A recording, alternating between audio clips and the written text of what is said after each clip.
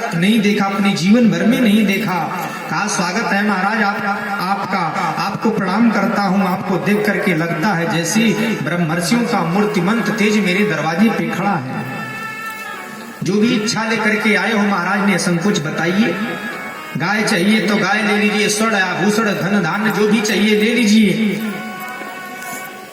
अगर तुम विवाह की इच्छा से आए हो तो तुम्हारी जैसी काया बौनी मैं एक कन्या को ढूंढूंगा, तुम्हारा विवाह करवाऊंगा। जो भी इच्छा लेकर के आए हो महाराज बताओ। बामन भगवान पहले मुस्कुराए और बोला बलि, मैंने जितना तुम्हारा नाम सुना था उससे तुमको कहीं ज्यादा मैं देख पा रहा हूं। अरे आपके पूर्वजों में महाराज हिरण्याक्ष और हिरण्यकश्यपु हुए, उनके बल और पराक्रम को कौन नहीं जानता। उनके बेटा प्रहलाद हुए, उन्होंने तो भैया खंभे से चमत्कार करके भगवान को प्रकट कर दिया। प्रहलाद के पुत्र हुए विरोचन, विरोचन का क्या कहना महाराज, सर्वस्व धन अपना ब्राह्मणों में लुटा दिया। कोई कोर कसर नहीं छोड़ी। तो आपके पूर्वजों की आन बान शान को कौन नहीं जानता महाराज। जितना मैंने सुना था उससे ज्यादा कहीं मैं आपको देख पा रहा हूं। यदि तुम्हारे जैसा कोई उदार दानी इस संसार में नहीं है तो मेरे जैसा कोई संतोषी ब्राह्मण भी नहीं है। अगर मुझे आप कुछ देना चाहते हो तो इस नन्हे नन्हे छोटे छोटे पांव से 3 पग भूमि नाप करके दे दो। पदानि त्रीणि दैत्रेन्द्र संमितानि सदा मम। राजा बलि अट्टहास करने लगे, हंसने लगे। महाराज ये 3 पग भूमि मांग रहे हो, मैं दुनिया से क्या कहूंगा कि राजा बलि ने इतना बड़ा दानी होकर के और महाराज 3 पग भूमि दे रहा है। मेरा लोग हास परिहास करेंगे, इसलिए कुछ और मांग लो। जो और कुछ मांगना है विचार बदल करके मांग लो, क्योंकि महाराज राजा बलि के दरवाजे पे एक बार जो भिक्षा मांग लेता है उसे दोबारा भिक्षा मांगने की आवश्यकता नहीं पड़ती। तुम्हारी जैसी बौनी काया है तुम उसी प्रकार मांग भी रहे हो, इस नाते विचार बदलो। जो कुछ और मांगना है बदल करके मांग लो। कहा यदृक्षयोपन्ने न संतुष्टो वर्तते सुखम। अभी भी कुछ बिगड़ा नहीं है, मांग लो। भगवान ने कहा कि असंतोषी ब्राह्मण का पतन हो जाता है। महाराज मुझे 3 पग भूमि में जब संतोष है तो अगर आपको देना है तो दीजिए, नहीं तो मैं चल रहा हूं आगे। कहा ठीक है, अगर आपको 3 पग भूमि चाहिए तो जाकर के जहां आपको मन करे वहां ले लीजिए। बामन भगवान ने कहा महाराज ऐसे नहीं लूंगा, ब्राह्मण बिना संकल्प कराए कुछ लेता नहीं है। इस नाते जर लेकर के संकल्प करो कि मैं 3 पग भूमि देने का वचन दे रहा हूं, तब जाकर के मैं जहां मेरा मन करेगा मैं वहां नाप लूंगा। राजा बलि फिर सोचने लगे महाराज 3 पग भूमि देने के लिए हमें संकल्प करना पड़ेगा। अरे गुरुदेव जब मेरी बाड़ी ने कह दिया तो मेरा संकल्प हो गया। ये जल लेना क्या संकल्प है। इतने में शुक्राचार्य जी आ गए। शुक्राचार्य जी ने अपनी त्रिकाल दृष्टि से देखा, रे तो छलिया विष्णु है जो मेरे पुत्र को छलने आया है। शुक्राचार्य जी ने कहा, रे बेटा झूठ बोल दो, कुछ नहीं देना है तुम्हें, कुछ नहीं दोगे तुम। कुछ जगह ऐसा होता है भैया जहाँ झूठ बोलने से पाप नहीं लगता है। शुक्राचार्य जी ने नीति लगाई कि इसके विचार को बदला जाए। वो जगह क्या है, स्त्री सुनर्म विवाहे च वृत्यर्थे प्राण संकटे गो ब्राह्मण हिंसायाम नानृतम स्याजुगुप्सितम। कहा भैया आप किसी कन्या का विवाह खोज रहे हो और विवाह करने के लिए जाते हो तो वहां झूठ बोल दो तो भैया वहां झूठ बोलने से पाप नहीं लगता। स्त्री सुनर्म विवाहे च, आप कन्या का विवाह करने जाते हो वहां झूठ बोलोगे वहां पाप नहीं लगेगा। और वृत्यर्थे प्राण संकटे, भैया किसी का प्राण संकट में हो वहां झूठ बोल दो तो वहां भी पाप नहीं लगता। गौ ब्राह्मण के ऊपर अत्याचार हो रहा है, हिंसा कहीं हो रही है, वहां झूठ बोल दो तो वहां पाप नहीं लगता। इसलिए राजा बलि अपना विचार बदलो, ये छलिया विष्णु है तुम्हें भिखमंगा बना के छोड़ेगा। बड़ा प्रयत्न किया लेकिन राजा बलि ने कहा कि अगर ये विष्णु है तो मेरा सौभाग्य है कि मेरे दरवाजे पे ये कुछ मांगने आए हैं। अगर ये साधारण ब्राह्मण है तो लेकर के चले जाएंगे, लेकिन मैं अपने वचन को नहीं मोड़ सकता, मैं कलंक नहीं लगाना सकता अपने कुल पे। बहुत प्रयत्न करने पर जब शुक्राचार्य जी की बात को नहीं माने तो फिर क्या था। राजा बलि संकल्प लेने के लिए जब जल को भगवान ने केतली उठाया है, जैसे ही केतली के जल को राजा बलि के हाथ में देने लगी, शुक्राचार्य जी केतली के भीतर आकर के बैठ गए छिद्र में। सोचा कि महाराज जब जल नहीं गिरेगा तो संकल्प कैसे होगा। भगवान समझे, मैं तुरंत कुश उठाए, कुश लेके मारे एक बार, बस शुक्राचार्य जी की अखियां फूट गई। अखियां जब फूटी तो तिलमिला भागे केतली से, और जब भागे तो जल निकला महाराज, और राजा बलि ने 3 पग भूमि देने का संकल्प वामन भगवान को कर दिया। भगवान कहते हैं कि शुक्राचार्य जी, ज्ञान विराग नयन उर्गारी, तुम्हारी एक आंख तो बहुत बढ़िया है ज्ञान की, और दूसरी आंख मैंने इसी नाते फोड़ी है कि आपको ये भी ज्ञान हो जाए।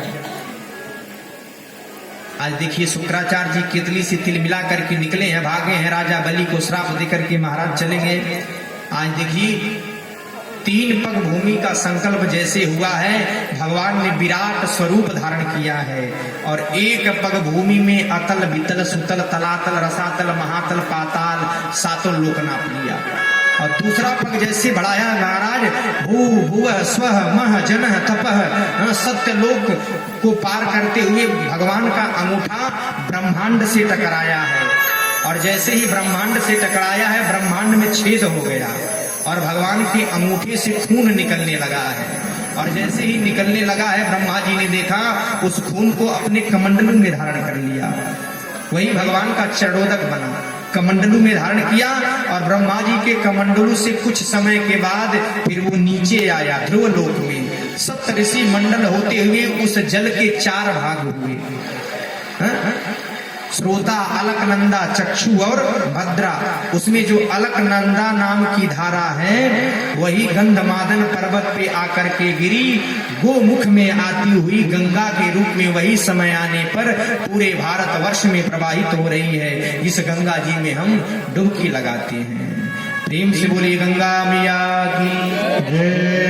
वही भगवान नारायण के चरणों से निकली विष्णुपति को भगीरथ जी लेकर के आए, इसलिए भागीरथी समस्त जगत को पावन कर रही है। सुखदेव बाबा कहते हैं, परीक्षित जब ये भगवान राजा बलि के वहां पहुंचे थे तो उस समय वामन भगवान जवान थे, नवयुवक थे। वामन भगवान के इस विराट स्वरूप को देख करके आध हाथ जोड़े हैं। बलि बांधत प्रभु बाढ़े सोतनु बरनि न जाई, उभय घरी मह दीनी 7 प्रदक्षिण ढाई। भगवान ने कहा, महाराज बलि आपने तो 3 पग भूमि देने का संकल्प किया था, लेकिन तो मैंने अभी 2 ही पग नापा है। भगवान ने अपने अनुचरों को आदेश दिया, बंदी बना लो, इसे नरक में ढकेलने की तैयारी करो। बलि ने कहा, सरकार 2 चरणों में आपने मेरा सर्वस्व धन नाप लिया है, लेकिन मेरी एक याचना है आपसे। मैं आपसे एक प्रश्न पूछना चाहता हूं कि एक बात बताइए कि धन बड़ा होता है कि धनवान? भगवान ने कहा, धनवान बड़ा होता है, धन थोड़ी बड़ा होता है। तो राजा बलि ने कहा, महाराज आपने अब तक मेरे धन को नापा है, ये धनवान आपके सामने खड़ा है, अपना चरण मेरे मस्तक पे रख करके इस धनवान को भी ग्रहण कर लीजिए। पद तृतीयम कुर्शिष्ट में निजम। वामन भगवान प्रसन्न हो गए, अपना दिव्य पादारविंद बलि के मस्तक पे रख दिया। बोले, बलि तुम धन्य हो, मैंने तुम्हारा सर्वस्व छीन लिया, लेकिन तुमने अपने धर्म को नहीं छोड़ा। मैं तुम्हारे इस भक्ति से बड़ा प्रसन्न हूं।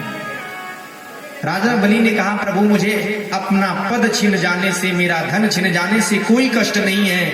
मुझे अगर कष्ट है तो इस बात से कष्ट है कि मैं अपने पूर्वजों के नाम के आगे कलंक नहीं लगाना चाहता, क्योंकि मुझे ब्राह्मणों के असाधुवाद से बड़ा डर लगता है। आज देखिए, राजा बलि का भगवान ने सब कुछ छीन लिया, लेकिन देखिए राजा बलि ने धर्म नहीं छोड़ा, भगवान प्रसन्न हुए। तो कहने का मतलब ये है, आज जो देवताओं का सब कुछ गया था, भगवान ने देवताओं को लौटाया है। और देखिए, भगवान राजा बलि के भक्ति से इतने प्रसन्न हुए कि राजा बलि को भगवान ने आशीर्वाद दिया है कि मैं तुम्हारे वहां रह करके तुम्हारी दरबारी करूंगा, द्वारपाली करूंगा।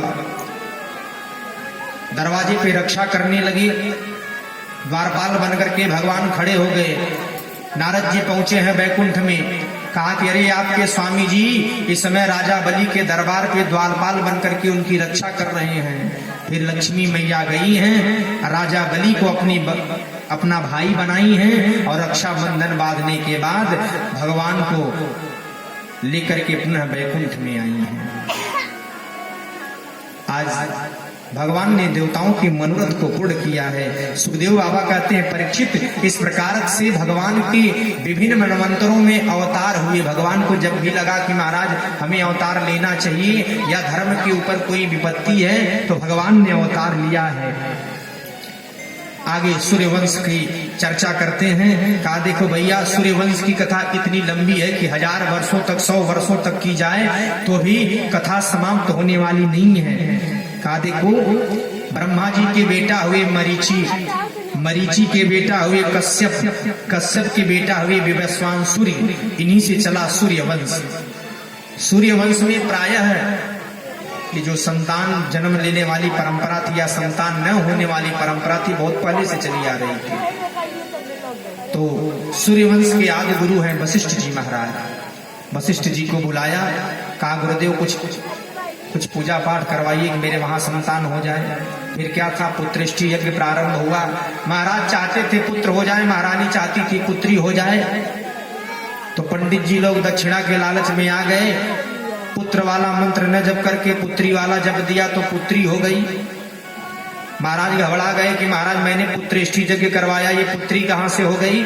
वशिष्ठ जी को बुलाया गया, सारा वृतांत पंडित जी लोगों ने वशिष्ठ जी को बताया। कहा महाराज तुमने बीच में ब्राह्मणों को फंसा दिया।